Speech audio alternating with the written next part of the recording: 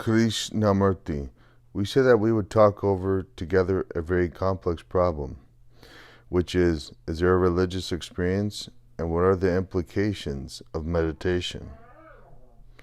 If one observes, it appears that throughout the world man has always been seeking something beyond his own death, beyond his own problems, something that will be enduring, true, and timeless. He has called it God. He has given it many names, and most of us believe in something of that kind, without ever actually experiencing it.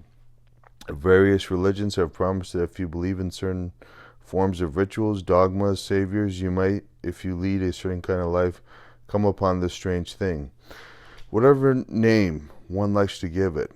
And those who have directly experienced it have done it according to their conditioning, to their belief, to their environmental and cultural influences. Apparently, religion has lost its meaning because there have been religious wars. Religion does not answer all of our problems. Religions have separated peoples. They have brought about some kind of civilizing influence, but they have not changed man radically. When one begins to inquire if there is such a thing as religious experience and what the experience is, why one calls it religious, obviously, one must first have a great deal of honesty. It is not to be honest according to a principle or a belief or to some form of commitment, but to honestly see things exactly as they are, without any distortion, not only outwardly but also inwardly. Never to deceive oneself, for deception is quite easy if one craves for some kind of experience, call it religious or otherwise. If one takes a trip and so on, then you are bound to be caught in some kind of illusion. One has to find out for oneself, if one can, what religious experience is.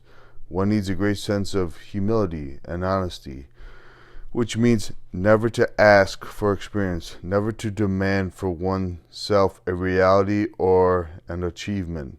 So one has to look very closely at one's own desires, attachments, and fears and understand them wholly, if one can, so that the mind is in no way distorted, so that there will be no illusion, no deception. And one has to ask also, what does it mean to experience? I do not know if you have gone into that question at all. Most of us are bored with the usual experiences of every day. We are tired of them all. And the more one is sophisticated intellectual, the more one wants to live only in the present, whatever they may mean, and invent a philosophy of the present. The word experience means to go through, to go right to the end and finish with it.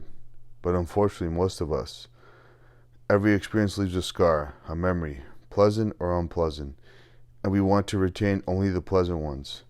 When we are asking for any kind of spiritual, religious, or transcendental experience, we must try to find out first of all whether there is such an experience, and also what experience itself means. If you experience something and you cannot recognize it, then that experience ceases to be. One of the essential meanings of experience is recognition. And when there is recognition, it has already been known, has already been experienced. Otherwise, you cannot recognize it. So when they talk about religious, spiritual, or transcendental experience, that word is so misused. You must already have known it. To be able to recognize that you're experiencing something other than an ordinary experience, it seems logical and true that the mind must be able to recognize the experience. And recognition implies something you have already known, therefore it is not new. When you want experience in the religious field, you want it because you have not solved your problems, your daily anxieties, despairs, fears, and sorrows. Therefore you want something more. In that demand for more lies deception that is fairly logical and true, I think. Not that logic is always true, but when one uses logic and reason healthily, sanely, one knows the limitations of reason. The demand for wider, deeper, more fundamental experiences only leads to a further extension of the path of the known. I think that is clear, and I hope we are communicating, sharing with each other.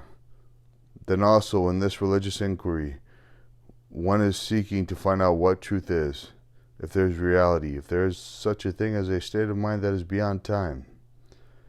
Search again implies a seeker, doesn't it? And what is he seeking? how will he know what he has found in his search is true? Again, if he finds that is true, at least what he thinks is true, that depends on his conditioning, on his knowledge, on his past experiences.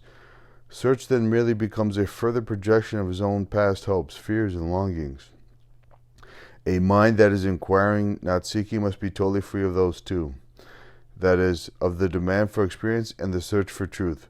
One can see why, because when you are seeking, you go to various teachers, read various books, join various cults, follow various gurus, and all the rest of it, like window shopping. Such a search has no meaning whatsoever. So when you are inquiring into this question, what is a religious mind and what is the quality of mind that is no longer experiencing anything at all, you must find out if the mind can be free from the demand for experience and can completely end all seeking. One has to investigate without any motive, without any purpose, the facts of time, and if there is a timeless state. To inquire into that means to have no belief whatsoever, not to be committed to any religion, to any so-called spiritual organization, not to follow any guru, and therefore to have no authority whatsoever, including that of the speaker especially. Because you are very easy influenced, you are terribly gullible. Though you may be sophisticated, may know a great deal, but you are always eager, always wanting, and therefore are gullible.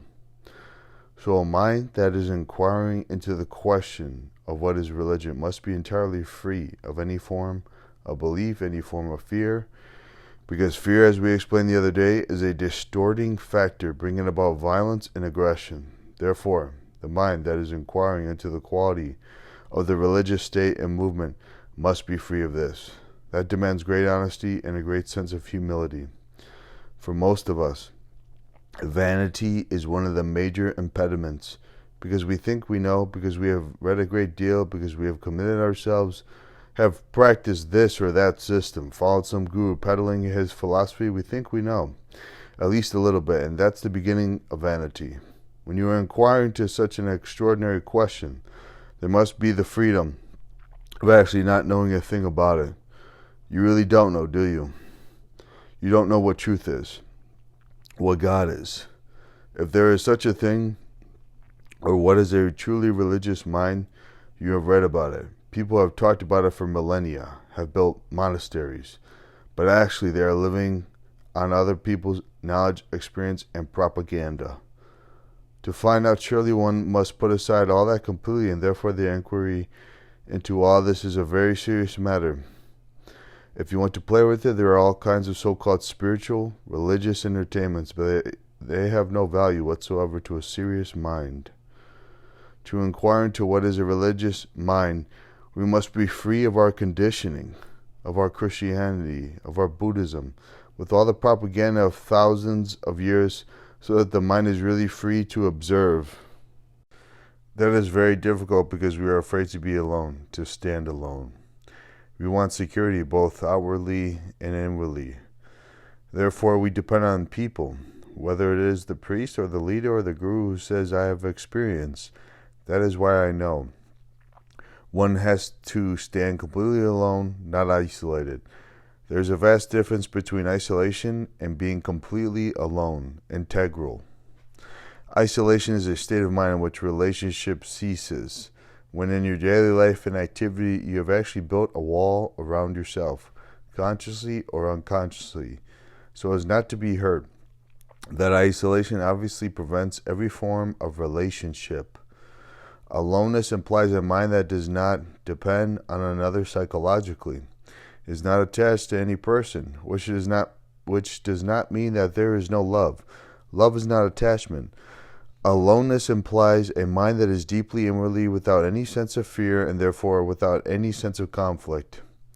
If you go as far as that, then we can proceed to find out what discipline means. For most of us, discipline is a form of drill, of repetition, either overcoming an obstacle or resisting or suppressing, controlling, shaping, conforming. All that is implied in the word discipline.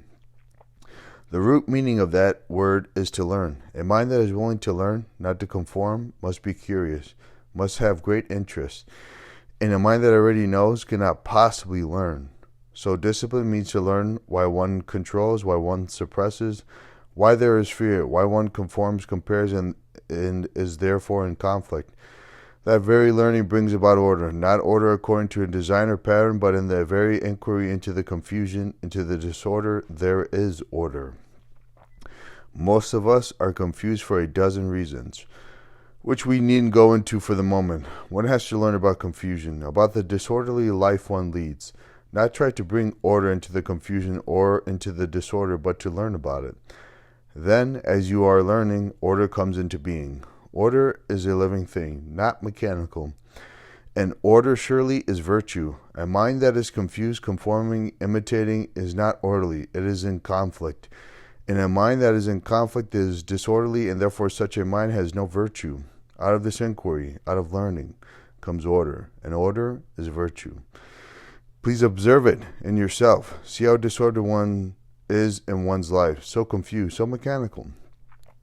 In that state, one tries to find a moral way of living which will be orderly and sane. How can a mind that is confused, conforming, imitative have any kind of order, any kind of virtue? The social morality, as you observe, is totally immoral. It may be respectable, but what is respectable is generally disorderly. Order is necessary, because only out of order can there be a total action, and action is life. But our action brings disorder. There is political action, religious action, business action, family action. They are fragmentary actions, and naturally, such action is contradictory. You are a businessman, and at home you are a kindly human being. At least you pretend to be. There is contradiction, and therefore there is disorder. A mind that is in disorder cannot possibly understand what virtue is, and nowadays, when there is permissiveness of every kind, virtue and order are denied. The religious mind must have this order, not according to a pattern or a design laid down by you or by another, but that order, that sense of moral rectitude, comes only when you understand the disorder, the confusion, the mess that one lives in. Now, all this is to lay the foundation for meditation. If you don't lay the foundations, meditation then becomes an escape.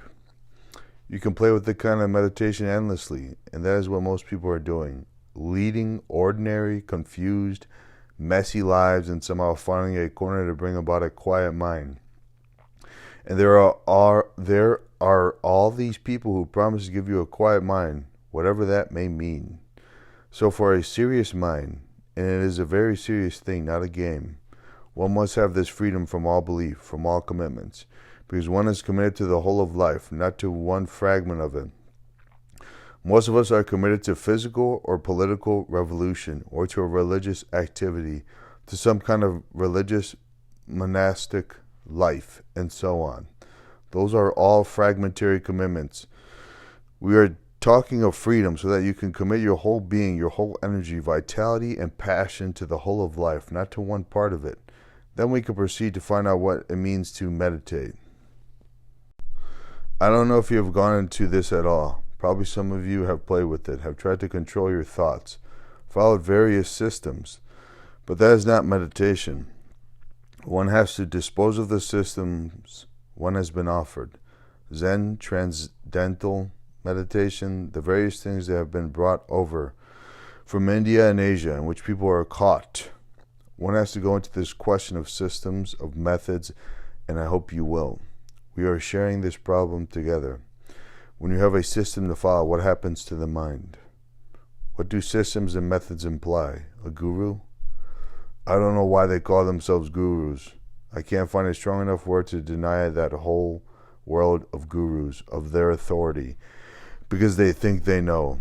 A man who says, I know, such a man does not know. Or if a man says, I have experienced truth, distrust him completely. These are the people who offer systems. A system implies practice following repetition, changing what actually is, and therefore increasing your conflict. Systems make the mind mechanical. They don't give you freedom. They may promise freedom at the end, but freedom is at the beginning, not at the end.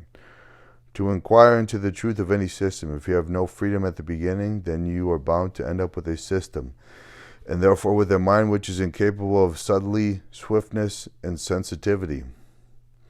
so one can dispose entirely of all systems. What is important is not controlling thought, but understanding it. Understanding the origin, the beginning of thought, which is in yourself. That is, the brain stores up memories. You can observe this yourself. You don't have to read books about it. If it had not stored up memories, it would not be able to think at all.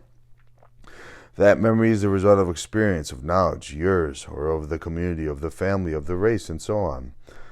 Thought springs from that storehouse of memory, so thought is never free. It is always old. There is no such thing as freedom of thought.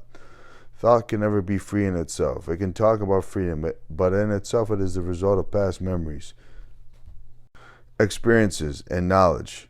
Therefore, it is old. Yet one must have this accumulation of knowledge, otherwise one could not function. One could not speak to another, could not go home, and so on. Knowledge is essential. In meditation, one has to find out whether there is an end to knowledge and so to freedom from the known. If meditation is a continuation of knowledge, is the continuation of everything that man has accumulated, then there is no freedom. There is freedom only when there is an understanding of the function of knowledge, and therefore freedom from the known. We are inquiring into the field of knowledge, where it has its function and where it becomes an impediment to further inquiry. While the brain cells continue to operate, they can only operate in the field of knowledge.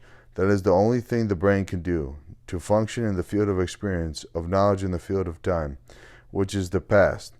Meditation is to find out if there is a field which is not already contaminated by the known.